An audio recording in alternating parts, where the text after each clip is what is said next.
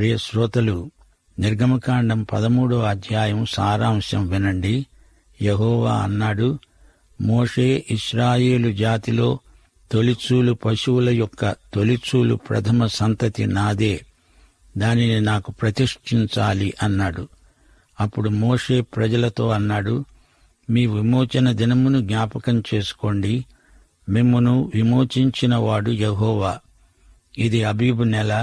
ఈ రోజే మీరు బయలుదేరి వచ్చారు. ఈ రోజును జ్ఞాపకం ఉంచుకోనండి. పులిసినది ఏదీ తినవద్దు.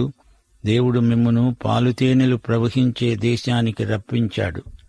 అబీబు నెలలో 7 రోజులు పులియని రొట్టెలు తినాలి. పులిసినది ఏదీ ఉండకూడదు, కనపడకూడదు.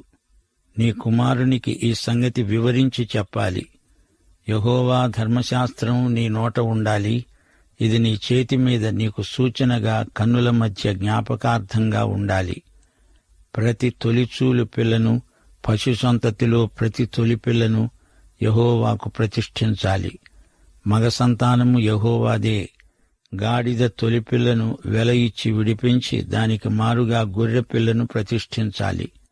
అలా దానిని విడిపించని ఎడల దాని మెడను విరగదీయాలి. నీ కుమారులలో తొలిచూలు అయిన ప్రతి మగవానిని వెల ఇచ్చి విడిపించాలి. ఇదేమిటి అని నీ కుమారుడు నిన్నడిగితే నీవు చెప్పాలి, యెహోవా ఈజిప్టు దాస్యము నుండి మనలను బయటకు రప్పించినవాడు. ఫరో తన మనస్సును కఠినపరుచుకొని మనలను పోనీయలేదు. అప్పుడు దేశమంతటా తొలి సంతానాన్ని సంహరించాడు. అందుకే నేను నా కుమారులలో ప్రతి తొలి సంతానమును వెల ఇచ్చి విడిపిస్తున్నాను. ఆ సంగతి నీ చేతి మీద సూచనగా, నీ కన్నుల మధ్య లలాట పత్రికగా ఉండాలి. ఫరో ప్రజలను పోనిచ్చాడు. ఫిలిష్తీయుల దేశము సమీపమే అయినా దేవుడు ఆ మార్గమున నడిపించలేదు. ప్రజలు యుద్ధానికి భయపడి ఈజిప్టుకు తిరుగుతారేమో అని దేవుడు ప్రజలను చుట్టుదారి అయిన ఎర్ర సముద్రపు అరణ్య మార్గమున నడిపించాడు. ఇశ్రాయేలీయులు యుద్ధ సన్నద్ధులై ఈజిప్టు నుండి వచ్చారు. మోషే యోసేపు ఎముకలను తీసుకుని వచ్చాడు. యోసేపు అలా ఇశ్రాయేలీయుల చేత రూఢిగా ప్రమాణము చేయించుకున్నాడు. వారు పగలు రాత్రి ప్రయాణం చేశారు.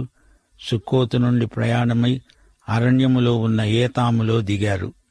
వారు పగలు రాత్రి ప్రయాణము చేయడానికి, యెహోవా త్రోవలో వారిని నడిపించడానికి పగటివేళ మేఘస్తంభముగా, రాత్రివేళ అగ్నిస్తంభముగా ఉండి వారికి ముందుగా నడిచాడు.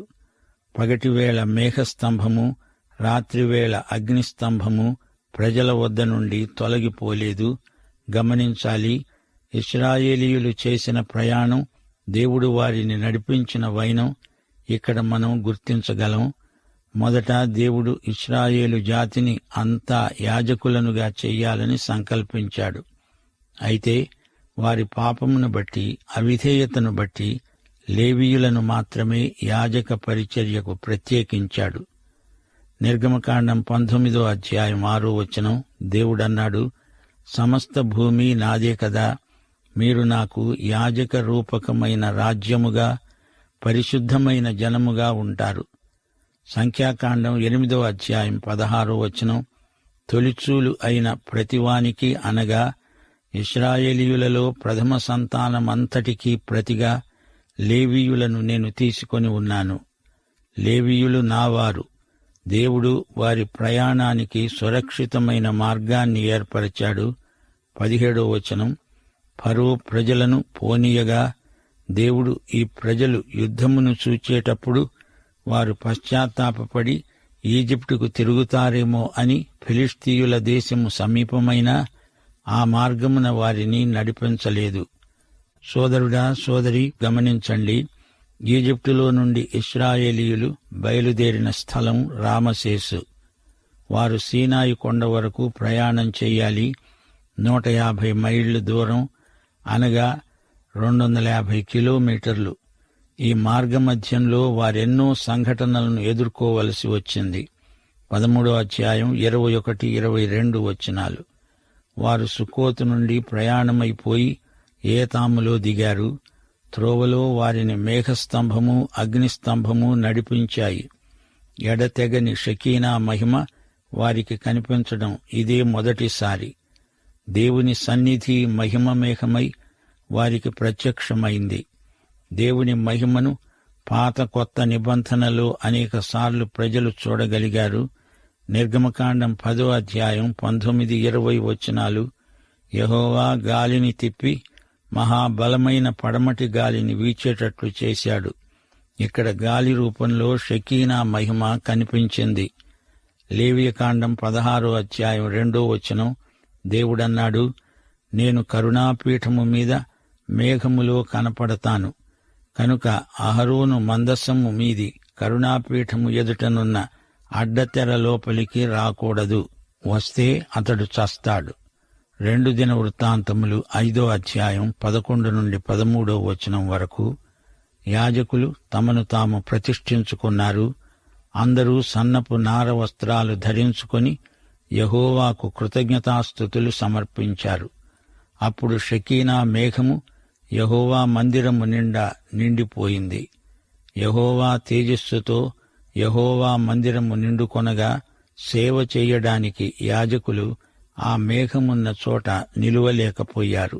యెహెజ్కేలు 10వ అధ్యాయంలో షకీనా మహిమ అనగా ఆయన తేజో మహిమ రాను రాను తగ్గిపోతూ వచ్చింది.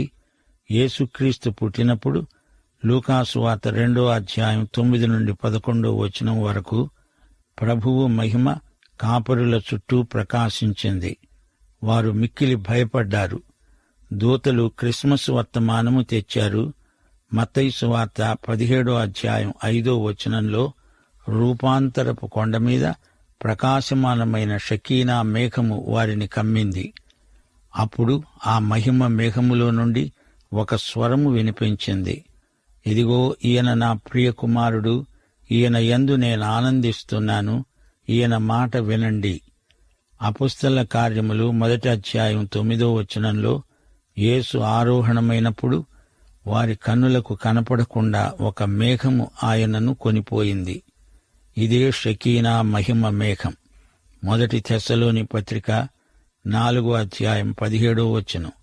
ఆ మీదట సజీవులమై నిలిచి ఉండే మనము వారితో కూడా ఏకముగా ప్రభువును ఎదుర్కొనడానికి ఆకాశమండలమునకు మేఘముల మీద కొనిపోబడతాము. కాగా మనము సదాకాలము ఆయనతో కూడా ఉంటాము. మనలను తీసుకుపోయేది షకీనా మహిమ మేఘము అని మా శ్రోతలు గుర్తించాలి.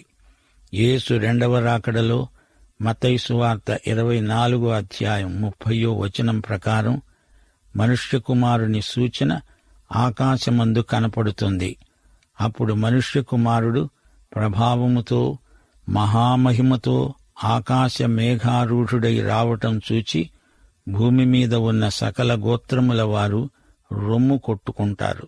మార్కు సువార్త 8వ అధ్యాయం 38వ వచనం, మనుష్య కుమారుడు తన తండ్రి మహిమగలవాడై పరిశుద్ధ దూతలతో కూడా వస్తాడు. అదే షకీనా మహిమ. ఇక 1000 ఏండ్ల పరిపాలనలో మహిమే మహిమ. యెషయా గ్రంథం 4వ అధ్యాయం 5వ వచనం, సీయోను కొండలోని ప్రతి నివాస స్థలము మీద, దాని ఉత్సవ సంఘముల మీద పగలు మేఘ ధూమములను, రాత్రి అగ్నిజ్వాలా ప్రకాశమును యెహోవా కలుగజేస్తాడు. మహిమ అంతటి మీద వితానము ఉంటుంది.